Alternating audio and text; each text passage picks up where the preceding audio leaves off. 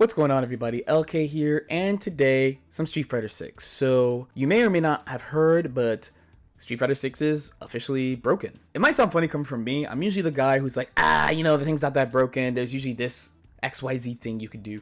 But in this case, mark your calendars. It's the first time I'm gonna say it. It's broken. The technique is broken. So first, let's take a look at what was actually found. So what you're gonna see here is Juri trying to throw Luke, good old Luke, and when she does like walk up buttons, walk up EXTP, small delays, nothing really happens, but anytime she throws, she gets rejected.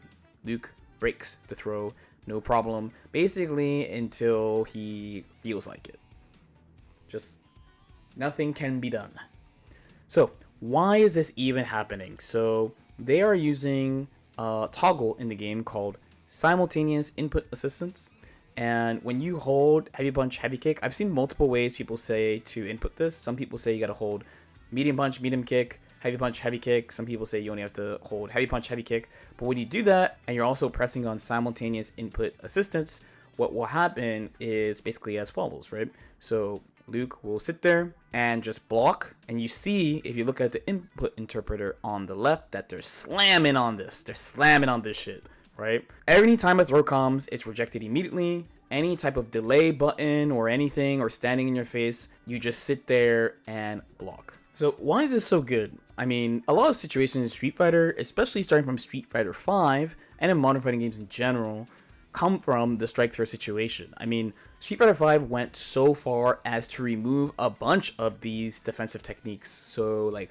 jumping back and taking throws at the same time, backdashing and taking throws at the same time, were all removed in Street Fighter 5. In other fighting games, there are plenty of techniques that mitigate these type of strike throw situations, and to be fair to Street Fighter 6, there's some as well, like delaying your throw tech or choosing to jump forward. But more classic examples that kind of fall in line with this would be like some of the Persona 4 Arena throw option selects. In that game, you could do like reversal plus throw tech, backdash plus throw tech, anti-air plus throw tech. And Street Fighter 4 also has a bunch of these: backdash plus throw tech, dragon punch plus throw tech, the famous crouch tech where you crouch and you crouch, mash, and tech a throw all at the same time. The main difference is for those option selects, there's usually counter. Usually you have to aim for the timing or overextend a little bit or delay a little bit to catch what they're doing, where this one doesn't have a very obvious counter besides using drive rush and trying to do a high-low to them or picking a grappler and command grabbing them.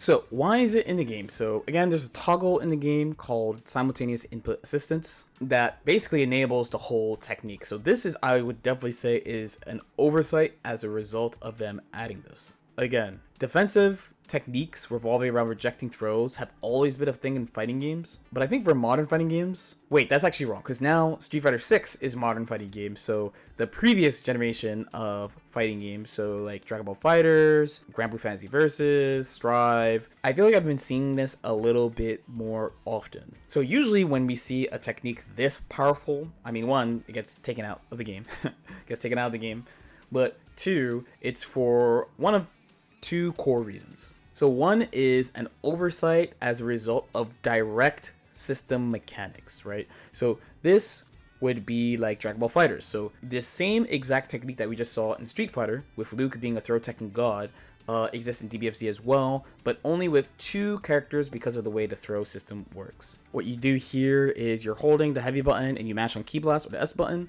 with Blue Vegeta, and anytime you get Dragon Rush, it just gets immediately rejected. So you see they just slam on it, no problem.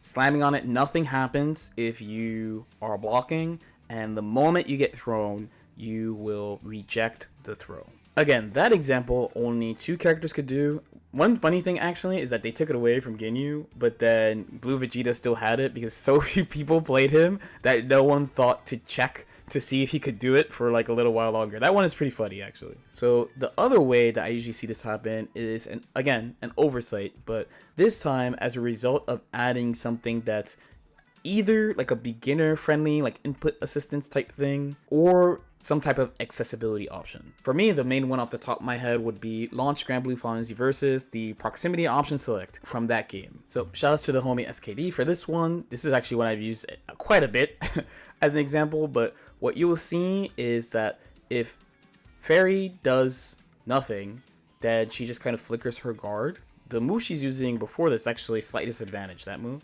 And you just flicker your guard a little bit, no big deal, no real commitment. But there are two option selects being snuck in there. So the first one is for immediate counterattack, which is this super, to discourage you from counterattacking, right? You can't punish a -3. I believe in this version, this move is -3. But then for the people who are aware of it, you can try to delay the attack. So there are a couple games that had this kind of proximity guard option select already, so some people are kind of familiar with how to fight it. But now what happens is that if you choose a delay option, you get like hit by the 2H or fairy blocks, but then if you counterattack right away, then you get supered. So why does this happen? This is because they added a guard button in this game, and the guard button was the lowest priority action that you could do in the game, so you could buffer a bunch of things under this guard button input so that if an attack came your way, you would immediately counterattack, but if an attack did not come your way, you would just sit there safely with no commit. Again, this kind of lines up with the Street Fighter throw option select that was found yesterday. Now, it may come as some sort of a surprise to you, but there's quite a bit of hubbub around this technique, not just about the strength, but also how people are reacting to just the thing existing in the first place. So it might be funny, but your boy's right here, man. So the clip that I used was from Oreo Speedwagon. Again, shout outs to them for posting that clip. I really like that clip. It's very clean compared to the original Finder. But my quote tweet here is from the original Finder of this technique. And I said, this is literally the definition of save that shit for nationals and they snitched, truly a hero. And this kind of set up a storm of all sorts of opinions around competitive integrity and sharing techniques and things like that. So it's funny here, you can see like two perspectives on like sharing something like this. So one person was like, if you discover something game breaking, keep it to yourself, you're scum. The fact that you have to call this guy a hero is sad. The other person says, this man found $1 million bill in the ground and took it to the lost and found, right?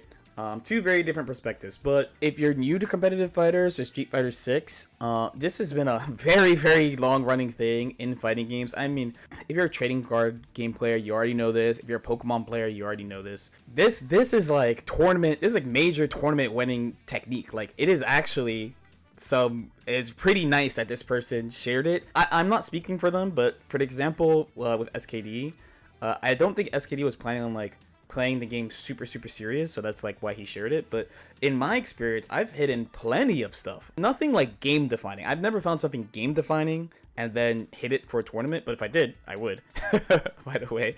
But I've definitely hidden, the lowest tier is like hiding like a cute little mix up. But I've hidden character defining stuff for majors as well. And then usually what'll happen is I'll do it at the big event, and then obviously I did it. So I did after. I'm like, hey guys, by the way, this is this thing I found that I was using against everybody. That's usually the case. With so much money on the line with Capcom Cup, I'm very surprised. Like if someone else already found it, they're probably really angry. If you want a small example, there's actually they took this out of Guilty Gear Strive. But there's a technique where there's a Roman cancel button in Guilty Gear Strive, and there was a patch where if you counter hit and use the RC button, then the combo would not come out. But if you got a normal hit, the combo would come out, and it was very resource efficient and really benefited my character Baiken. So of course I kept that shit under wraps, but eventually someone else found it and they snitched and then they took it out the game.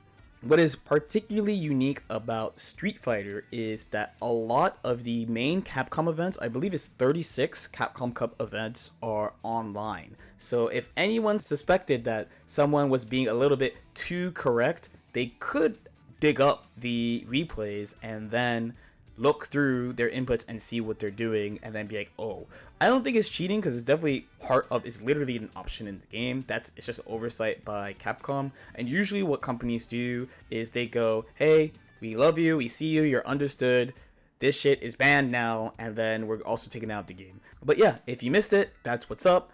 Give it a try if you feel like it. It only works in classic controls. So if you play modern controls, then too bad, so sad, I guess. As usual, if you guys have any questions or comments, definitely feel free to leave them in the comment section below. Like and subscribe if you guys feel like it, and I'll see y'all next time. Peace out.